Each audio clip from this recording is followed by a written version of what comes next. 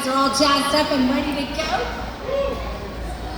We're going to make something happen this year, so I'm going to go ahead and call it out. I'd like to introduce you to the next governor of the state of Oklahoma, Mike Mazzei.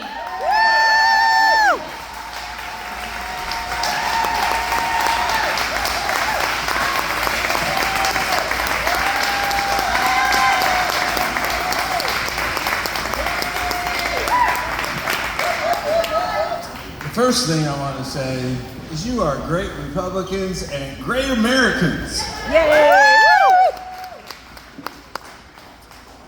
I'm going to go back in time a little bit. The year was 2008.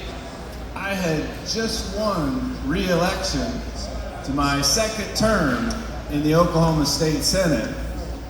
And a car accident 1 block away from my building and business in Tulsa, Oklahoma, pretty much destroyed my life, at least physically. And as some of you know, I had some pretty hard years dealing with pain and suffering, and we won't go into all that, but on an occasion like this, when we're celebrating America, it's good to remember what those patriots and Christians who prayed went through to make the 13 colonies the United States of America. They were going up against the greatest empire that dominated the world at that time, and they didn't have a lot of money, and they certainly didn't have enough guns and powder. But they found some way to never give up.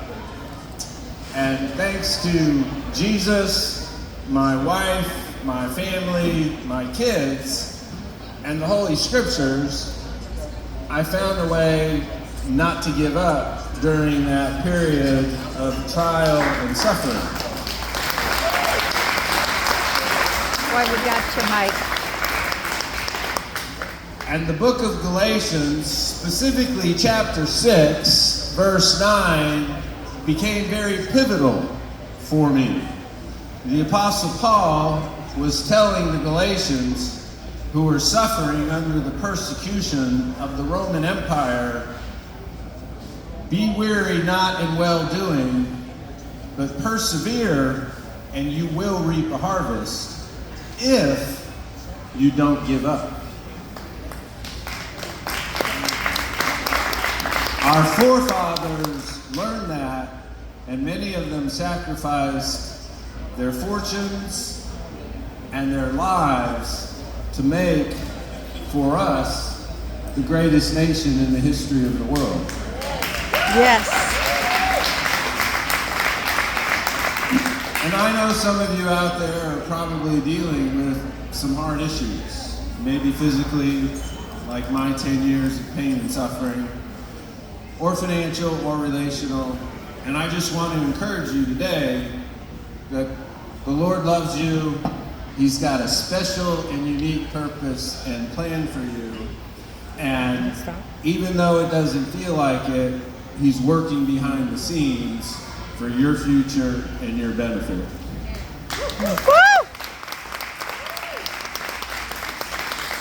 Now, a little bit of that tenacity helped me to eventually decide to run to be governor of Oklahoma.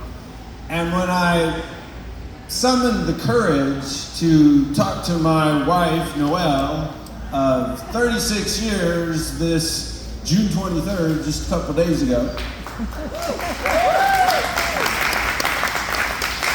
I said, gorgeous, I always call her gorgeous, I think I need to run to be governor of Oklahoma. And you know what she said? She said, that's a terrible idea. As a matter of fact, if you do that, I'm going to bury you in the backyard. But after a lot of prayer and a lot of conversation, the heart of a teacher came out. She's a teacher by training. And her heart hurt so much for these students of Oklahoma and these hardworking teachers that have been failed by the current dysfunctional system. So I started doing my homework, I started listening, because for 35 years as a financial planner, I've built financial plans for others, and eventually I constructed a pretty concrete plan with real solutions to make Oklahoma a no-income tax state, Yes. abolish property taxes for Yes. seniors and veterans, launch a massive statewide literacy program so these kids learn to read at grade level, Yes.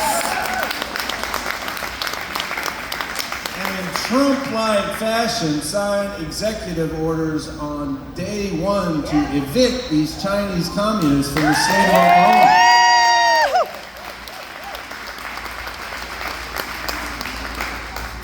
Along the way, the White House got to know the Mazie agenda, and they sort of thought, you know, this Mazie agenda seems to go pretty well with the Trump agenda of lower taxes, less government, energy independence, and tremendous economic growth.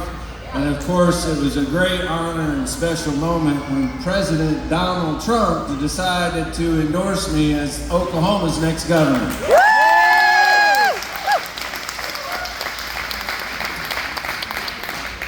Now, during the long slog of the primary process, many of us worked hard, and I do want to compliment my friends along the journey. Charles McCall, Jake Merrick was hanging around here somewhere, Chip Keating, my new friend Ken Sturgill, who put a lot of passion, energy, and effort into talking about conservative reform ideas to help make Oklahoma a better state for our kids and our grandkids. And please communicate to the friends of these fine Christian gentlemen that over at Team Mazie, the water's warm. Come on in.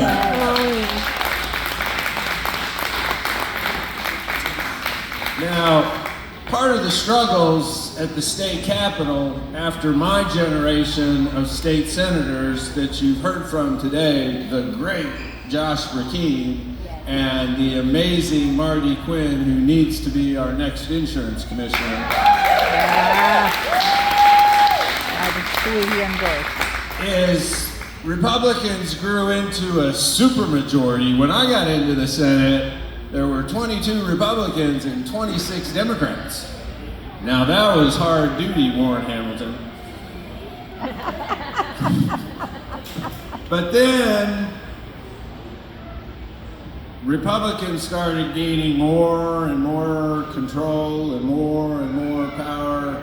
And some of these Democrats across the state of Oklahoma figured out, well, I better change my party affiliation to Republican if I want to get elected to office.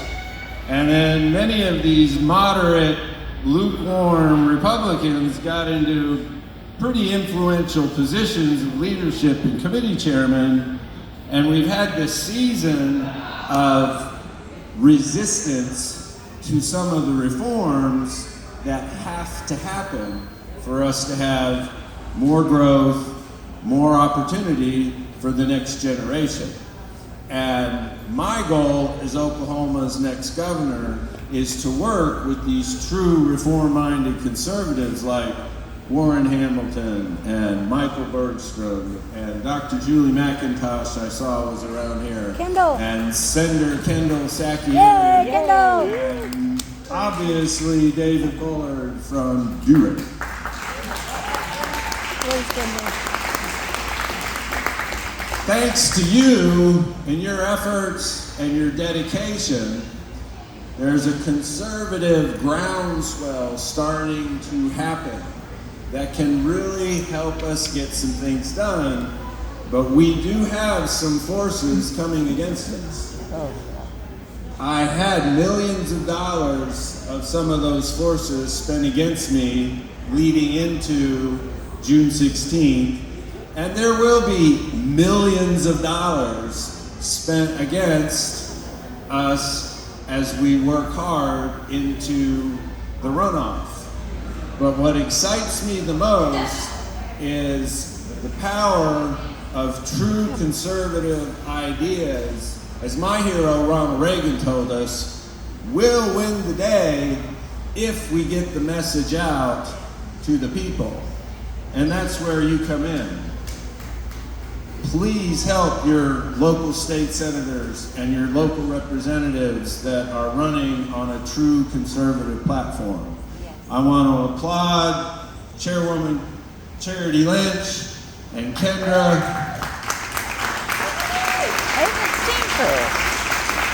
for not only putting all of this on today, but for being a galvanizing force for true reform-minded conservatives across the state. Now, there's some forces out there that don't think a lot of what we've been talking about can get done. But I want to hear from you tonight. Do you think Oklahoma can become a no-income tax state? If you do, I want to hear you say, we can. We can! Can true reform-minded conservatives abolish property taxes for seniors and veterans? We can! One more time. We can!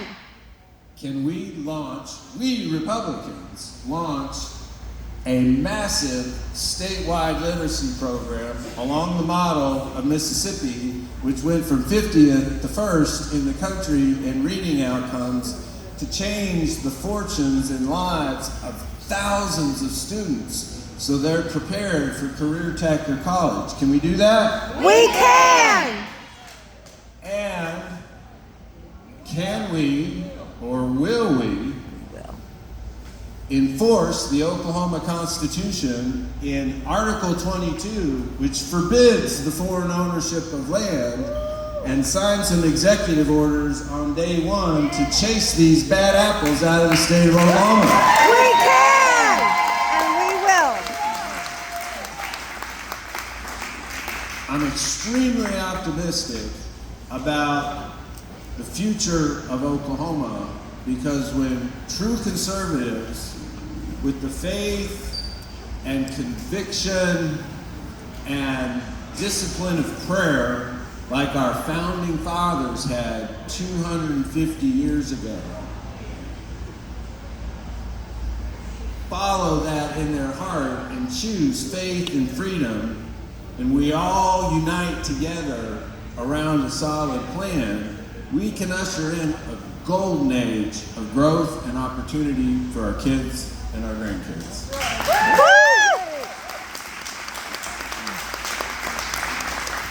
May the Lord bless you and keep you, make his face shine upon you and all the families of Oklahoma. Happy 4th of July 250!